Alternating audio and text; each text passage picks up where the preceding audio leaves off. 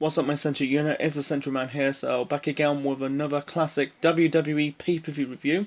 So this time I'm going to review the Great American Bash 2008, the second last Great American Bash in WWE history. Yeah, second last because the last one was the Bash in 2009.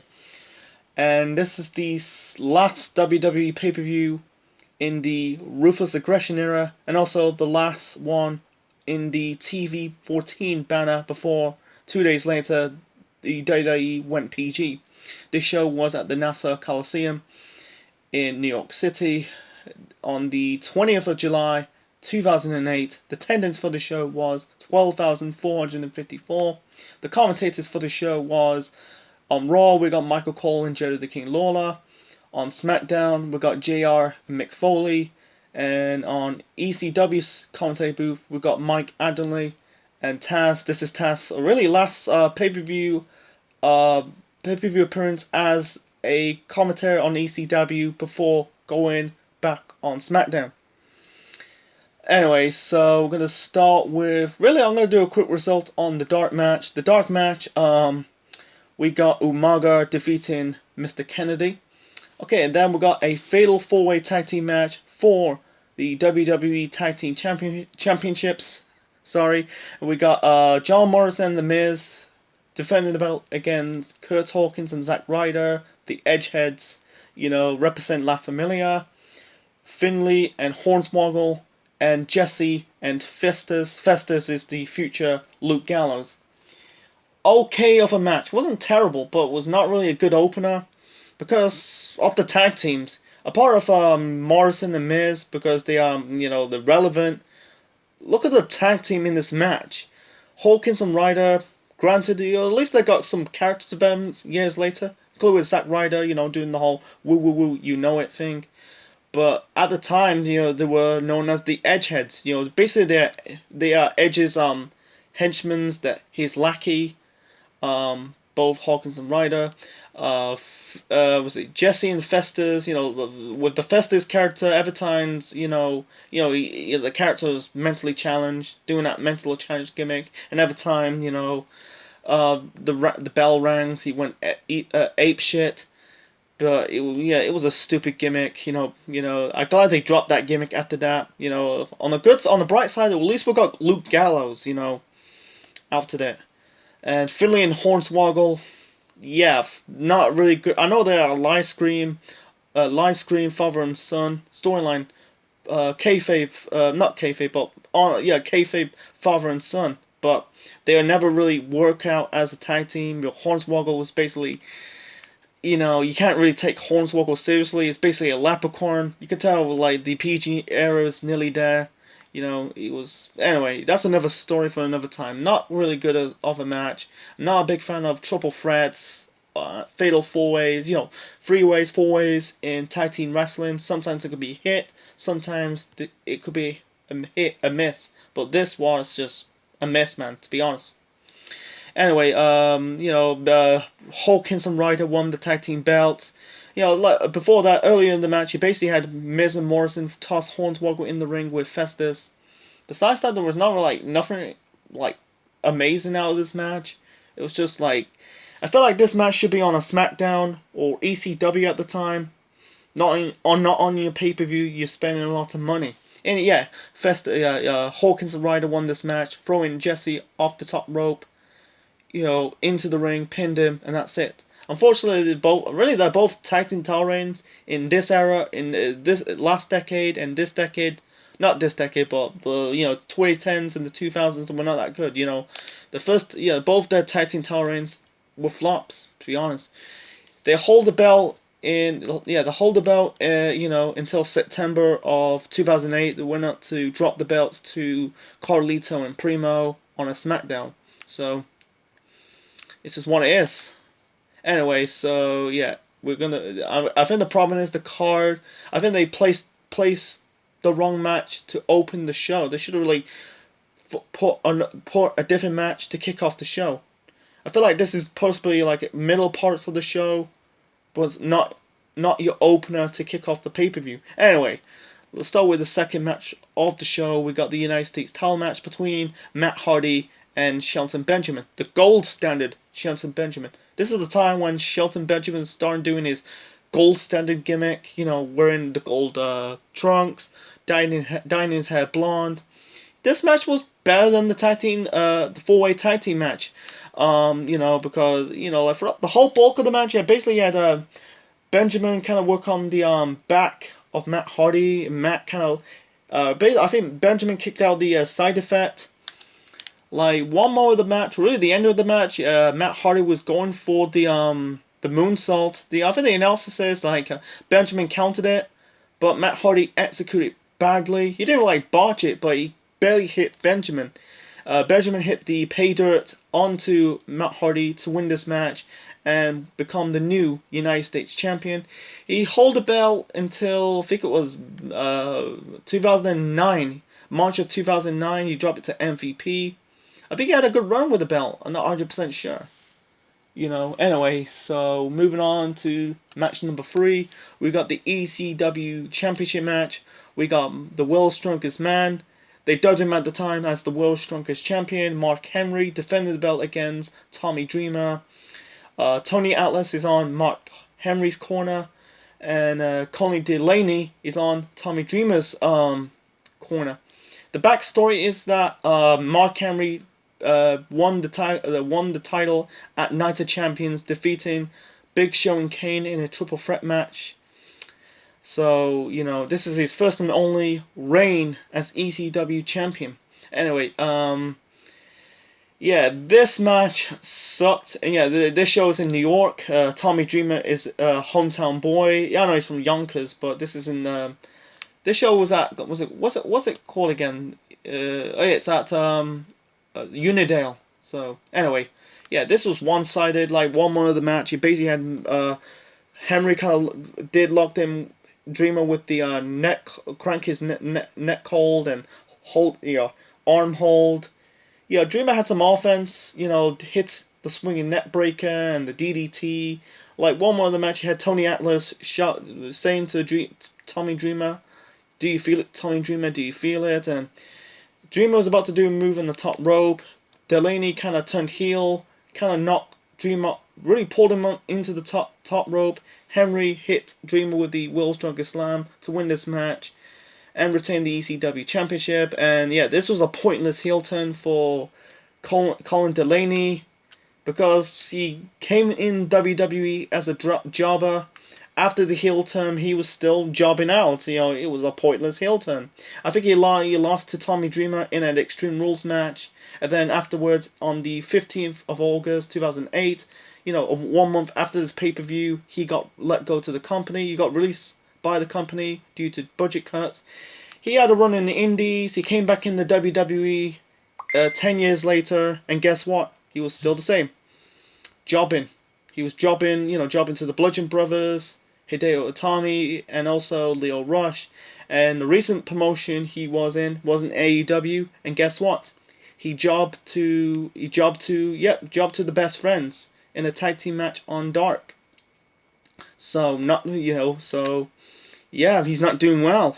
He's just a jobber, a full-blown jobber, Colin Delaney. Anyway, let's move on to the next match. The next match we got Shawn Michaels versus Chris Jericho. This rivalry took place after when basically Chris Jericho turned on Shawn Michaels, saying like how Shawn Michaels became one of the greatest performers, turned out to be one of the most conniving, cheating worm of a human being. Basically throw Michaels into the Jerrytron 5000. Michaels cost Jericho the IC title at Night of Champions. Led to this match. I think some parts of the match, really throughout the little bit of the match, Michaels was selling his ribs. Basically kayfabe, he suffered a cracked ribs. And also the other parts of the match, he basically had Shawn Michaels lock Jericho in the figure 4. Jericho locked Michaels in the walls of Jericho. Basically one moment of the match, you had Michaels basically kind of like throw Jericho outside the ring. He kind of clash into Lance Cade. I almost say Lance Storm, but it's Lance Cade. Michaels hit the moonsault while he's put Jericho back into the ring. I think Jericho cheap shot Michaels. That led Michaels to bleed. a cut to his eye in front of the whole bulk. Jericho was kind of like working the injured eye. Michaels was bleeding buckets, man. He was in a crimson mass, you know. And, you know, like I think like Michaels still had some offense while he was still bleeding, like locking Jericho in the crossface. But yeah, he was bleeding. And then, yeah, the referee stopped it. And, yeah, Jericho won this match. And after the next match, I'll get to it shortly, he cut a promo, says, "Hold on your ticket stubs. Mark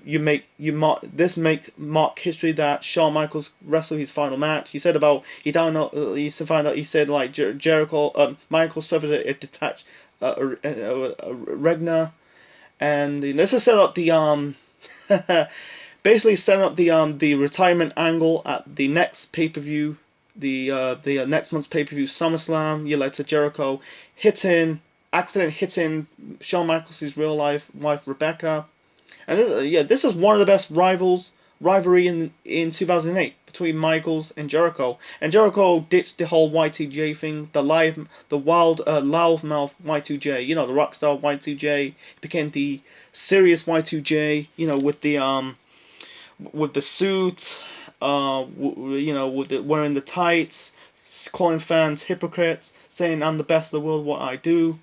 Anyway, it's what things to come. I say this was like good match, but not that bad match. I think like the best match out of the rivalry has to be the ladder match at No Mercy, and also the uncensored match at Unforgiven. Anyway, like next match we got Michelle McCool versus Natalya.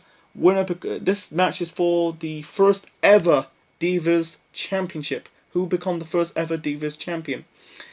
Natalya debuted in 2008, or really in April of 08. You know, I don't know her gimmick at the time. She had like ginger hair.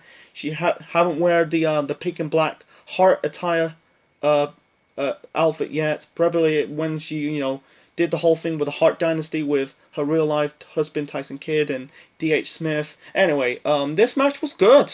Stam Shame was short. It was about like 4 minutes long.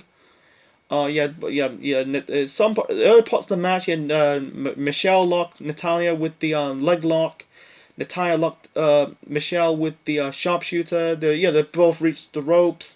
Natalya was about to lock Michelle McCool with the another sharpshooter, but instead Michelle countered it into a a leg lock. Natalya tapped out, and Michelle McCool became the first ever Divas Champion. I'm not really a big fan of the Divas Championship. That's another topic for another time. So, her winning it, because they did the whole tournament to crown the new champion. No, they didn't. Did they do a championship? No, we didn't do it. I think they just did. Did they do a tournament? I'm not 100% sure. But you know, Natalya went on to win the belt 2 years later against Michelle McCool, when Michelle McCool did the whole Lay Cool thing with Layla. I think she held the belt until the following year before dropping the belt to Maurice. Anyway, okay, and then we got the World Heavyweight title match between CM Punk and Batista. This match took place after Punk cashed in the Money Back briefcase on Edge after, you know, Batista attacked Edge. You know, and then Punk won the belt, Money Back briefcase at WrestleMania 24. And, you know, Punk thanked Batista for helping him win the world title. Yeah, and Batista demanded like the world title match. I feel like one more of the match he did. You know, Batista did like one more on Raw. He did the world heavyweight title gesture, and basically, you know, Punk just pushed him. I think Batista spine busted Punk to set up this match, and this match not that good. I think that's the reason why CM Punk's first title reign was a flop, because I think he was like poorly booked. Anyway, I'll get to it shortly. Nothing that good. I feel like he did this typical CM Punk repertoire, like the suicide dive, the bulldog. I think Batista performed a running power slam. In the end, you had basically Batista spine buster Punk out of the ring. Outside of the ring, Batista was about to put Punk back into the ring. You got Kane come out of nowhere, attack Batista. The match ended in a disqualification. He came to the ring, chokeslammed CM Punk. He left the ring. He was holding the bag. He was doing the whole if he's alive or dead thing that never went anywhere. And then afterwards, Punk like really raised the world title belt, and Batista had none of it, and he got pissed off and he hit Punk with Batista bomb, and that's it. And yeah, that's the reason why I think he had a bad match with JBL at SummerSlam. I think that's the reason why Punk's title reign was a flop. I think he had bad matches as world champion. Anyway, so moving on to the parking lot brawl, the New York parking lot brawl. I think this is the last one in its history. Anyway, you got John Cena versus JBL. This match took place after Cena and Crying Time smashed JBL's limo, and JBL anticlimactically trying to kill Cena, trying to run over Cena. That is the build to this match. Like one more of the match, you had Cena drive a black car, trying to run over JBL. Some of the stuff is so anticlimactic, Unfortunately, he didn't run over JBL because JBL was on top of the red car. There are a lot of cool spots, like throwing each other's in the car window. I think it was JBL most of the time throwing Cena through the car window. You had Cena kind of electrocute JBL balls. He kind of electrocute JBL's balls. That was cool. You're not gonna see that shit in today's WWE. I think JBL DDT'd Cena on top one of these cars. One part of the match was so anticlimactic. You basically had JBL throw Cena into the car window, got in the like a grey car, put him in the grey car. He kind of dosed the car with petrol and trying to set the car on fire. Basically trying to kill John Cena on pay-per-view. I'm glad like there's referees, although I think it was some people put the car on, put the fire out and trying to say Jesus. Anyway, Cena basically put JBL into the grey car, put the drive the car with the forklift. He's about to do an AA onto he's trying to put JBL in the AA, basically AA JBL onto the car, but JBL kind of throws Cena into the car, into the car window of the grey car, pin him, and that's it. And afterwards, Cena's elbow or forearm area was bleeding. You could tell, after that, it went PG. I think it was like the Michaels match and this match was a bit violent. I'm not going to go into it. I'm not blaming it, but those matches were good. And afterwards, Cena, was in the tag team picture with Batista, fight Batista at the next month's pay-per-view, SummerSlam. He got injured, write him off, came back in the world title picture at the end of 2008. Okay, then we got the main event. The main event, we got Triple H versus Edge for the WWE Championship. And this storyline, this really feud built up after the wedding segment between Edge and Vicky Guerrero. You had Triple H drop the bombshell that Edge had basically had an affair with Vicky with Alicia Fox. Like Alicia Fox, basically the wedding planner, giving Edge the massage, kissing Edge, and then before the really early moments of this, there was one segment early on this pay-per-view. Basically, JR interviewed Edge, said Triple H ruined my life. My personal life is gone. I got my professional life. I'm gonna take what is important to him, the WWE title. And Triple H, you got Eve interview Triple H, and Triple H says, "I had no regrets." This match was physical. It wasn't like a 5-star classic, but it was physical. It was, because, Edge wants revenge on Triple H for basically ending in the marriage between him and Vicky Guerrero. The end of the match, you had Alicia Fox came down to the ring, trying to give Edge the title belt. Vicky stopped Alicia Fox. They did the cat fight. Edge accidentally speared Vicky Guerrero. Triple H countered it, hit Edge with the pedigree, win this match, and retain the WWE Championship. This is setting up the Hell in a Cell match between Edge and The Undertaker. And also, this is Mick Foley's final WWE pay-per-view appearance before on I think it was the April 8th edition of SmackDown. Basically, Edge attack Mick Foley, basically write him off the storyline. And the backstory is that, in real life, that Mick Foley was frustrated. Because, the end of his second run with the company, he was a heel announcer, not heel announcer, but a color commentator, because he said in news that he was frustrated, crazily frustrated, because he doesn't like being an announcer. So yeah, he left WWE in August of 2008, and then in September of 2008 he went to TNA, been in that company for 3 years, and he came back in the WWE in late 2011. Okay, the final grade for the Great American Bash 2008, the last in the Ruthless Aggression era, and also last in the TV14 era. I give it 8 out of 10. What a really entertaining show. Some good matches. I think the match of the night for me, actually I'm going to give it Chris Jericho, Shawn Michaels. Not that bad match, but you know, this was good when it was storytelling, emotional, established Jericho as the top heel. Yeah, Triple H and Edge was good. Matt Hardy, Shelton Benjamin for the United States title match was good, and also the first ever Divas title match was also good, and also Cena and JBL in the Parking Lot Brawl was also fun. And also, besides that, there's not a lot of bad. The only three bad matches on the show.